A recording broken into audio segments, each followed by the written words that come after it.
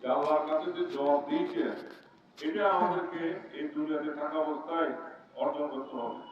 আমি মনে করি আজকের এই আমাদের মুদ্রা আমিরুল সাহেবকে আপনারা ওনার এই চালচলনে ব্যবসা বাণিজ্যে যদি আপনাদের কথাবার্তায় আপনাদের কোনো ভুল করে থাকলে আপনারা আল্লাহর ওয়াস্তে ওনাকে ক্ষমা করে দেবেন এবং মহান রব্বুল আলামিনের কাছে আমরা প্রার্থনা করি সকলে মিলে আল্লাহ যেন ওনাকে জান্নাতুল ফেরদাউস দান করেন।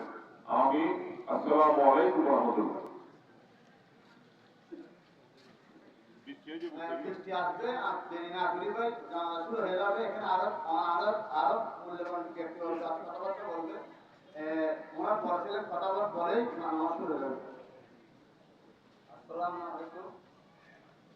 আমার গল্প একটাই ছিল, অনেকের যদিও প্রস্তুত থাকিলে আপনাদের যদিও হঠাৎ তারা প্রস্তুত যদিও আমার প্রস্তুত থাকিলে আমার বাচ্চারা আমার প্রস্তুত ক্ষমা করতে পারে। আর মানুষ যদি আমার একটা বর্তমান আমার একজন থাকিলে আমাদের বলবে সুবিধা করবে।